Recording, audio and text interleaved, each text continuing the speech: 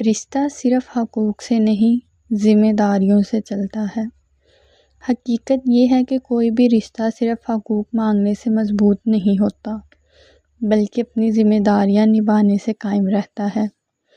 چاہے والدین اور اولاد کا رشتہ ہو، بہن بھائیوں کا، میاں بیوی کا، ساس بہو کا، بھابھی اور نند کا، داماد اور سسرال کا، دوستوں کا، رشتہ داروں کا، استاد اور شاگرد کا یا پڑوسیوں کا، ہر رشتہ محبت، احترام، اعتماد، صبر اور حسن اخلاق کا تقاضا کرتا ہے۔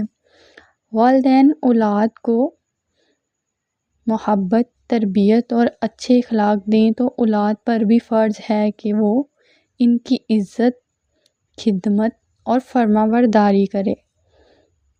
بہن بھائی اگر ایک دوسرے کا سہارا بنے تو گھر میں محبت بڑھتی ہے۔ رشتہ داروں کے ساتھ صلہ رحمی، پڑوسیوں کے ساتھ حسن سلوک، دوستوں کے ساتھ وفاداری اور استاد شاگرد کے درمیان ادب اور احترام ایک اصلاحی معاشرے کی بنیاد ہے۔ ہر رشتہ ایک آئینے کی طرح ہوتا ہے۔ اگر ہم اس میں محبت، احترام، خلوص، صبر اور وفاداری ڈالیں گے تو یہی چیزیں واپس ملیں گی۔ لیکن ہم انا، سخت لہجے، بے اعتباری، بدگمانی اور خود غرض ہو گئے ہیں تو پھر محبت کی فصل کیسے اگے گی؟ آج ہمارا سب سے بڑا مسئلہ یہ ہے کہ ہم ہر رشتے میں یہ گنتے ہیں، سامنے والے نے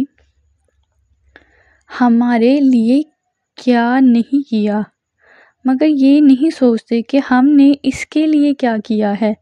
یاد رکھیں، رشتے ایک دن میں نہیں ٹوٹتے، بلکہ روزانہ کے بول چال، بولے جانے والے الفاظ، تلخ الفاظ، نظر انداز کیے جانے والے جذبات اور پوری نہ کی جانے والی ذمہ داریوں سے آہستہ آہستہ بکھر جاتے ہیں۔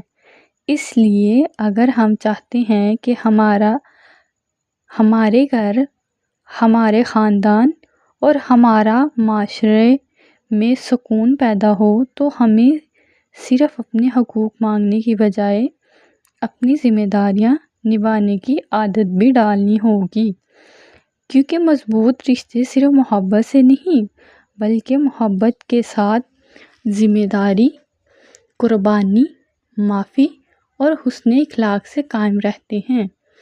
اسی طرح ہر رشتہ صرف حقوق کا مطالبہ کرنے سے نہیں بلکہ باہمی ذمہ داریوں کو نبھانے سے مضبوط ہوتا ہے۔